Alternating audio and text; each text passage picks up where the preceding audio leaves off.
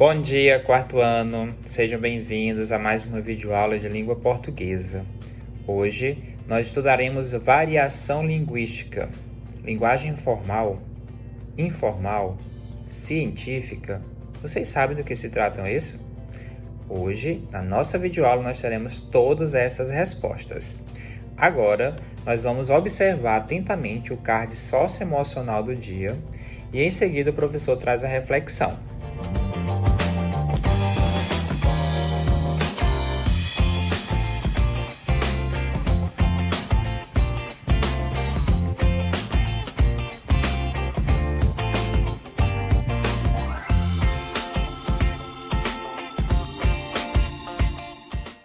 Família. Pessoas com semelhanças e diferenças, que se protegem e se respeitam.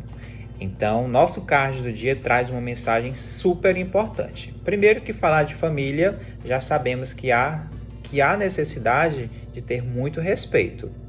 E aí a gente se depara com diversos tipos de família. Nossa família a gente encontra pessoas diferentes, outras com qualidades, com defeitos parecidos com os nossos. Mas o que é importante? Que com semelhanças ou diferenças, nós devemos sempre proteger, porque é algo nosso, e também devemos sempre respeitar. Como a nossa temática da quinzena diz, respeito é bom e todo mundo gosta. Então vamos respeitar nossas famílias, nossos parentes, vamos respeitar as diferenças, isso é muito importante, ok? Variação linguística. Hoje, na nossa aula de língua portuguesa, nós vamos se deparar com algumas situações na nossa escrita, por exemplo, onde nós encontramos diversas formas de linguagem. Pode ser uma linguagem formal, informal ou uma linguagem científica. Para isso, o professor vai revisar a linguagem formal e informal, porque vocês já devem ter estudado sobre isso, mas caso não lembrem do que se trata, vou trazer uma explicação super simples e fácil de aprender. Em seguida, o professor traz um exemplo de linguagem científica, que é algo novo para vocês. Muita atenção!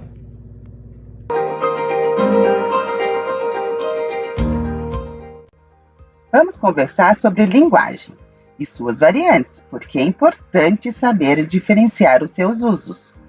Aqui temos duas situações diferentes: a situação formal e a situação informal. A linguagem formal é também conhecida como linguagem culta, e a informal é chamada de linguagem cotidiana. A linguagem formal ou culta é caracterizada pelo uso correto das normas gramaticais, pela pronúncia clara e correta das palavras. Por exemplo, falamos ou escrevemos estava e não tava.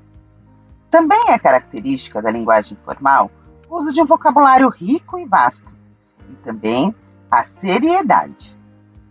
A linguagem formal é usada em documentos oficiais, reuniões de trabalho, entrevistas de emprego, livros e discursos públicos. A linguagem informal ou cotidiana é caracterizada pela linguagem espontânea e regionalista, pelo uso de expressões do dia a dia e de gírias como bugado ao invés de estragado, parça ao invés de amigo. Nessa linguagem, usa-se vocabulário simples, muito presente entre amigos e familiares, e não há uma preocupação com o uso correto das normas gramaticais. Está muito presente em momentos descontraídos, como em conversas entre amigos e familiares, mensagens pelo celular e redes sociais. Gostaram do que assistiram? Vamos revisar?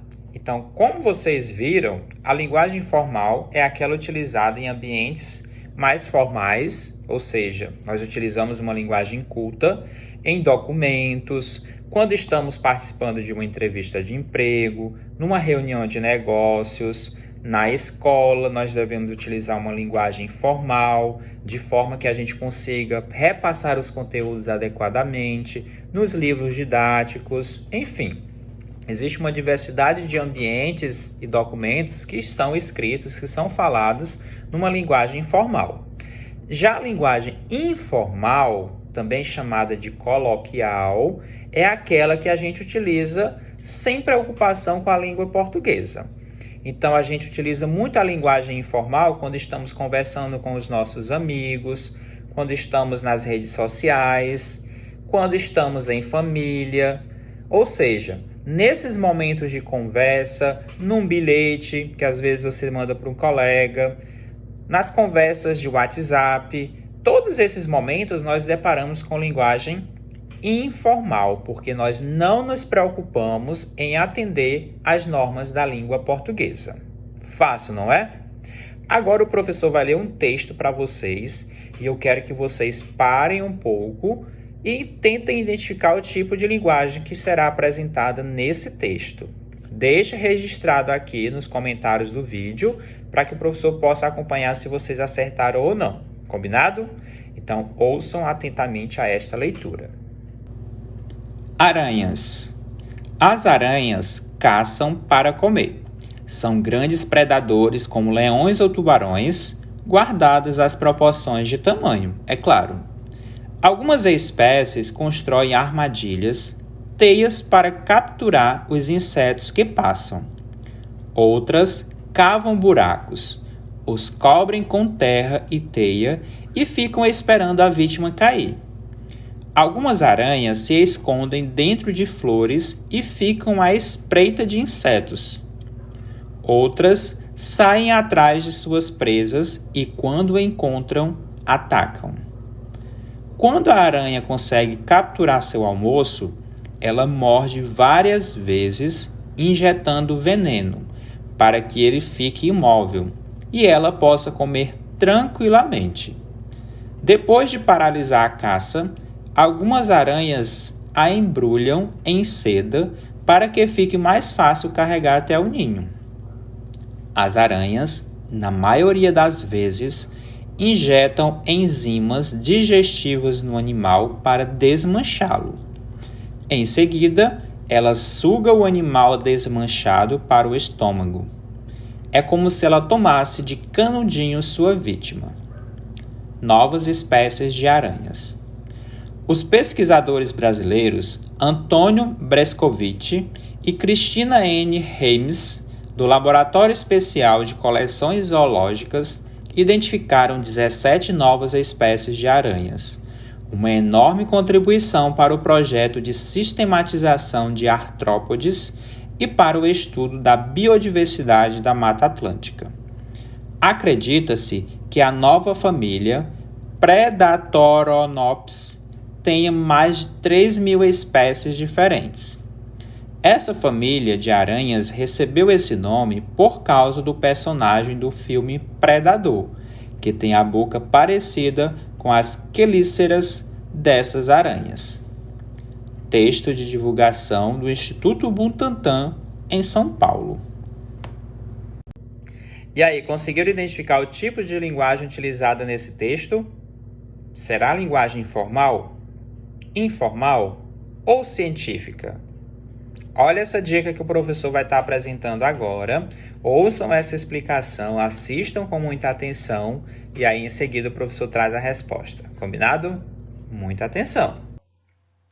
Linguagem científica, caracterizado por uso de termos relacionados à ciência.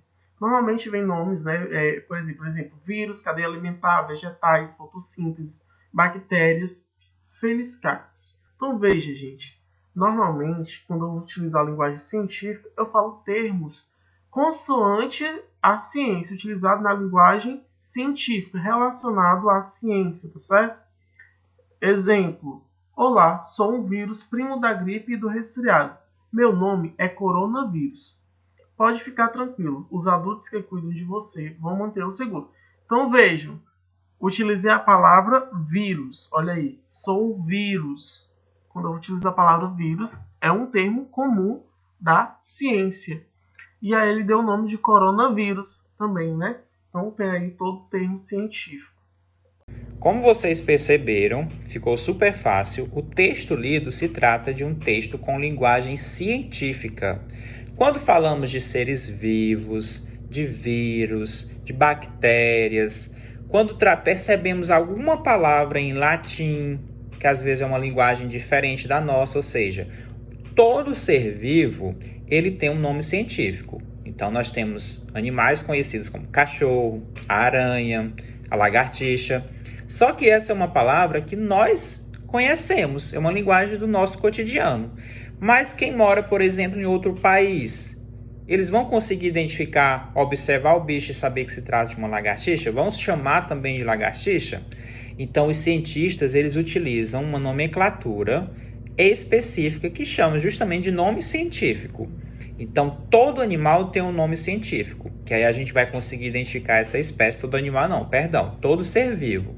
Então, a gente vai conseguir identificar a espécie em qualquer lugar do planeta, ele vai ter aquele mesmo nome, que é o nome científico. Então, se você encontra um nome científico de algum ser vivo num texto, a gente já sabe que nós estamos ali apresentando um texto com linguagem científica, porque vai estar trazendo características desses seres vivos. É um texto voltado à área da ciência e, com certeza, essa palavrinha que vai vir destacada, geralmente ela vem em itálico, então fica muito fácil de saber se trata de uma linguagem científica. Viram que dica bacana? Então agora é hora da nossa atividade. Acessem o link que está disponível no nosso grupo de WhatsApp para vocês fazerem a leitura de alguns textos e em seguida identificar o tipo de linguagem, certo? Super fácil. Ficou com dúvida? Assista a videoaula novamente. Vai se perguntar sobre linguagem formal, linguagem informal e linguagem científica. Estudem bastante, pesquisem sobre esses 3 tipos de linguagem e façam a atividade com muita atenção. Boa atividade, bons estudos e até a nossa próxima aula.